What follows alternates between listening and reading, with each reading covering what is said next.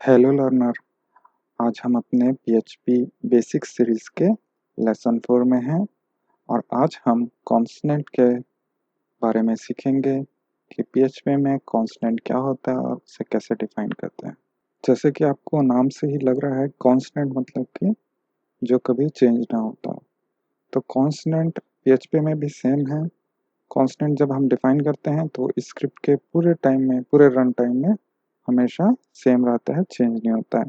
अगर आप उसको चेंज करने की कोशिश करोगे तब भी वो चेंज नहीं होगा। और अगर आपने उसकी एरर रिपोर्टिंग ऑल करके रखी है तो ज़रूर आपको उसमें आपको नोटिस शो करेगा। एरर भी नहीं देगा पर नोटिस शो करेगा कि ये ऑलरेडी हमने उसको डिफाइन कर दिया है, और आप कितना भी बदलने की कोशिश करो उसकी वैल्यू चेंज नहीं होगी।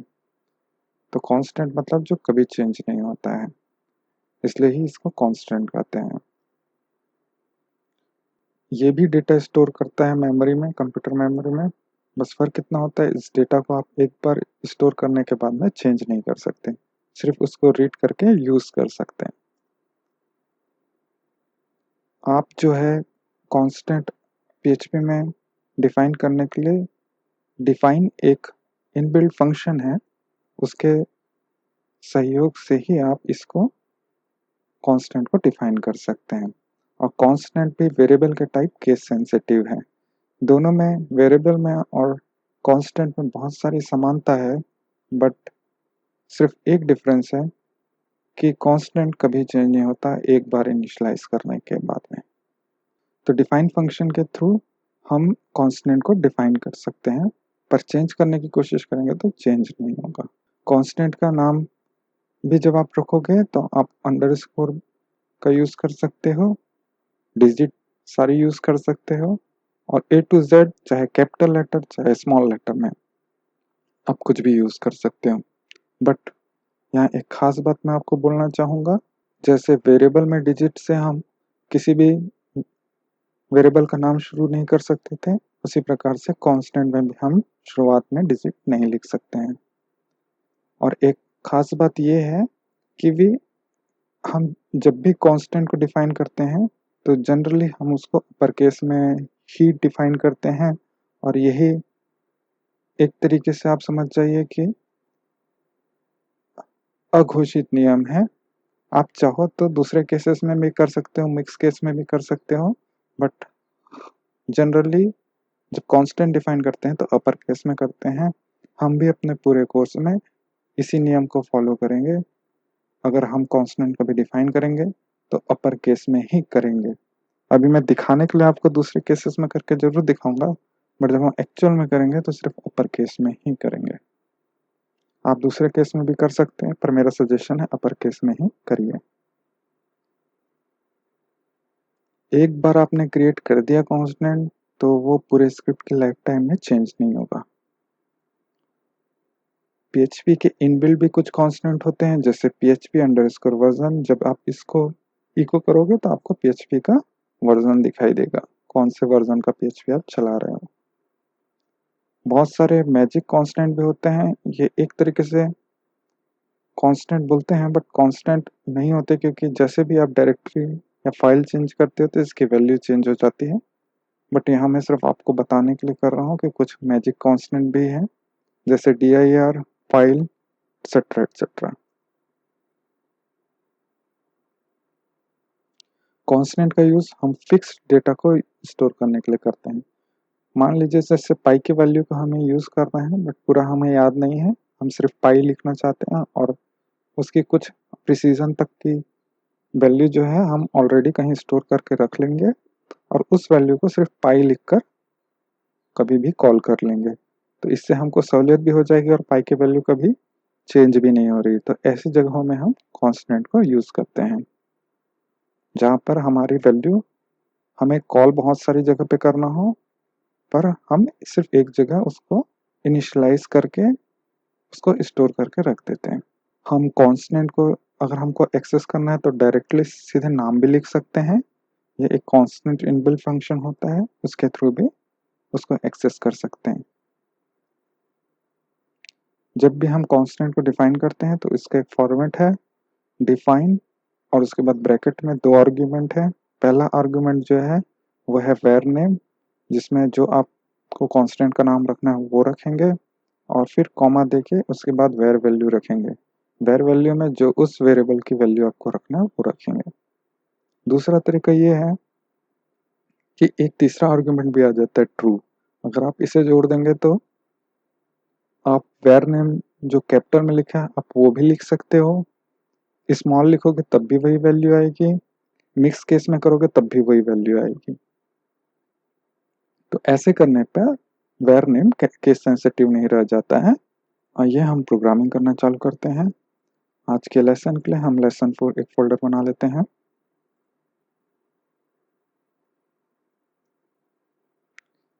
कल के जैसे हम index.php दूसरे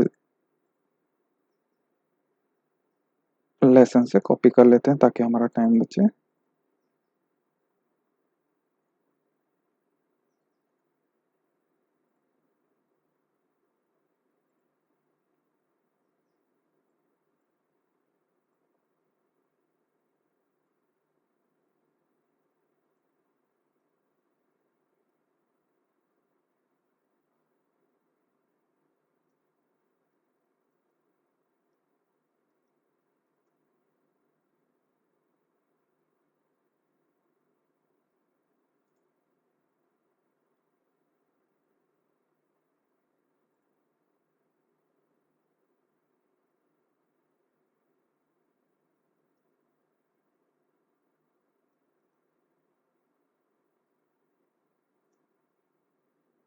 ये लेसन 4 अपना आ गया है। अभी कुछ नहीं आ रहा है। चलिए अब इसमें हम अपना पहला कांस्टेंट डिफाइन करते हैं। डिफाइन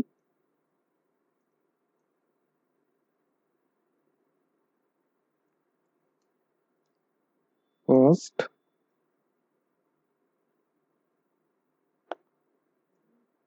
कांस्टेंट, इसकी वैल्यू मैं लिखता हूँ माय फर्स्ट वेल।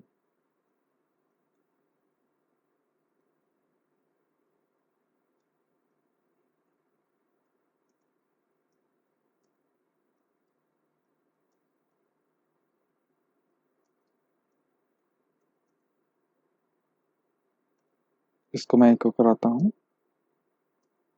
इको आप ऐसे करा सकते हैं, आपको डॉलर साइन लिखने की जरूरत नहीं।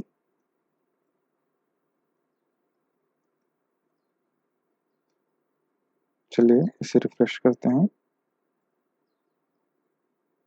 देखिए मेरा पहली वैल्यू आ गई। अब हमने देखा कि जो हमारा कांस्टेंट है वो केस सेंसिटिव होता है। इस चीज को हम देखने के लिए एक बार फर्स्ट केस को स्मॉल में लिखते हैं।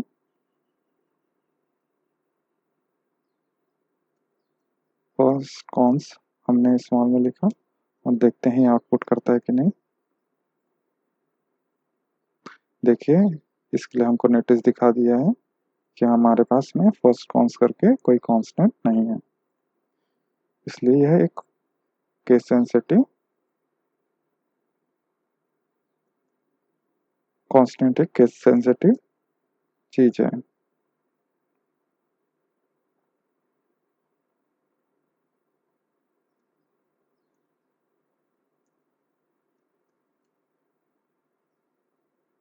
तीसरी चीज हम ये देखते हैं कि हम कुछ देर बाद इसकी वैल्यू चेंज करने की कोशिश करते हैं।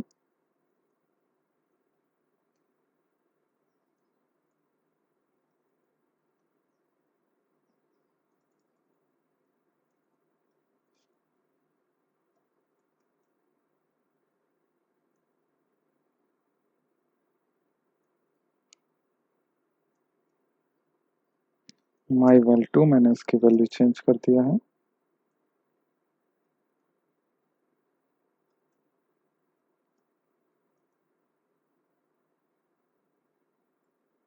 इस कोड को कॉपी कर लेता हूँ मैं। चलिए रिफ्रेश करते हैं। देखिए यहाँ दिखा रहा है फर्स्ट कॉन्स ऑलरेडी डिफाइंड, इसलिए हम इसको चेंज नहीं कर सकते, और मेरे यहाँ पर वैल्यू जब मैंने इको किया तो मेरी वैल्यू वही आई है जो मेरी पहले वैल्यू थी। हालांकि मैंने यहाँ वैल्यू चेंज करी, myval2 लिखा हुआ है, बट मैं myval2 मैंने लिखा तो है, बट ये चीज़ मुझे यहाँ नहीं दिख रही है। यहाँ मुझे क्या दिख रहा है, जो पुरानी वैल्यू है। तो इस प्रकार से हम एक बार कांस्टेंट डिफाइन कर देते हैं तो उसको चेंज नहीं कर सकते।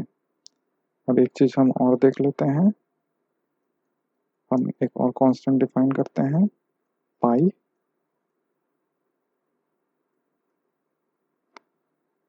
इसको मैंने इसकी वैल्यू दे दिया 3.14, और इसमें मैंने थर्ड आर्ग्यूमेंट दे दिया ट्रू।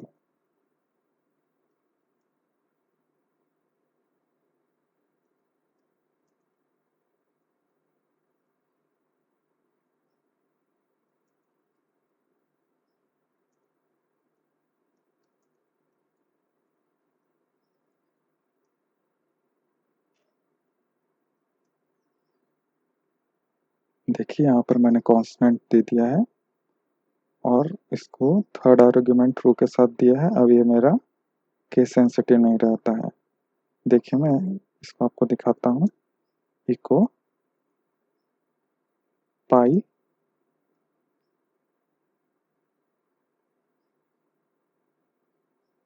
इसकी वैल्यू देखते हैं क्या आ रही है। देखिए 3.14 आई।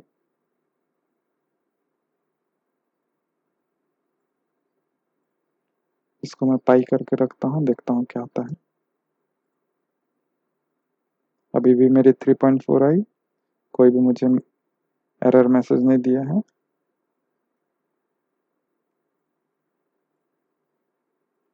अभी भी 3.4 आ रही है।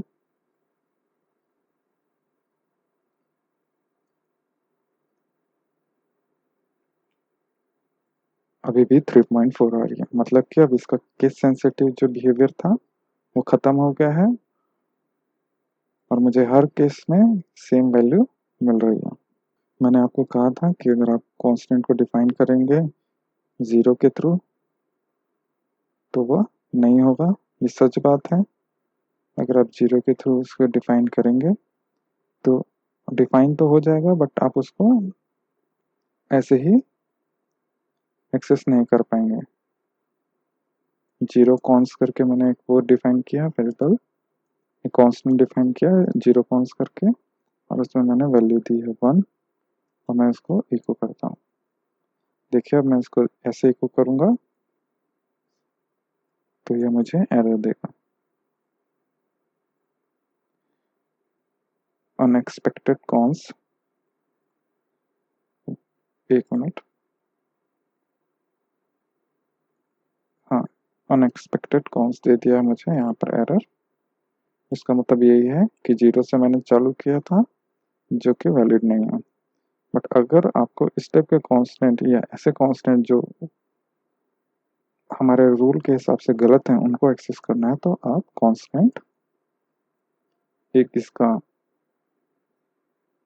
इनबिल्ट फंक्शन है उसके थ्रू आप, अगर आप उसको यूज़ करोगे तो उसका यूज़ करके इस टाइप के वेरिएबल को एक्सेस कर सकते हो। बट मैं आपको कहूँगा कि इस टाइप के वेरिएबल ना बनाइए, जो नॉर्मल वेरिएबल बनाने का जो नियम है उसके हिसाब से ही वेरिएबल बनाइए। ये देखिए यहाँ हमने 1 प्रिंट कर लिया।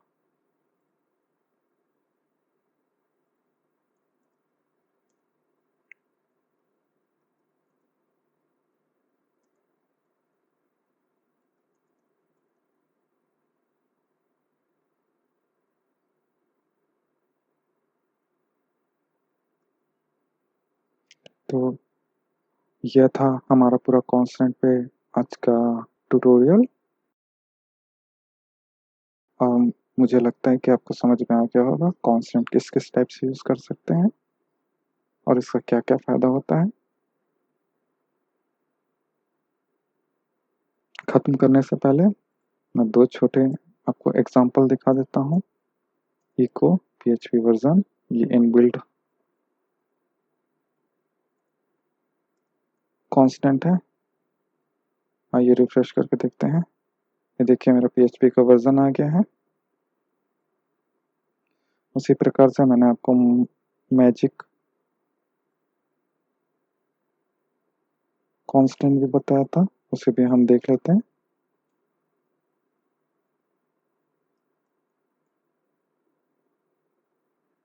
ये मेरे स्क्रिप्ट की करंट डायरेक्टरी प्रिंट करेगा।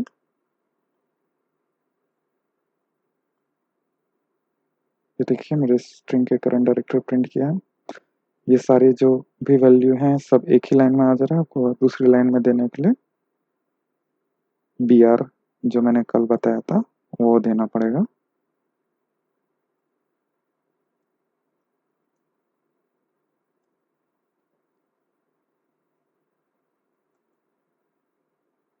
इस तरीके से आप हर जगह br दे दीजिए तो आपको आसानी होगी आउटपुट को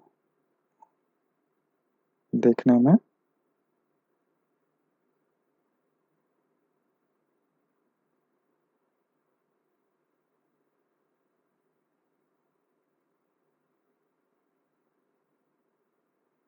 सेव किया, ये देखिए आपको सब एक एक लाइन में सिंगल सिंगल लाइन में अभी आउटपुट दिखा रहा है। आज कांस्टेंट के इस लेक्चर में बस इतना ही। मुझे लगता है ये लेक्चर आपके लिए बहुत ही फायदेमंद होगा। कल हम PHP में ऑपरेटर्स के बारे में देखने पाएंगे। अब तक आप लाभान्वित हुए होंगे और मैं चाहूँगा कि आप कल भी आइए और हम कल ऑपरेटर के बारे में देखते हैं। और आज के कोर्स में मेरे साथ बने रहने के लिए आपका धन्यवाद।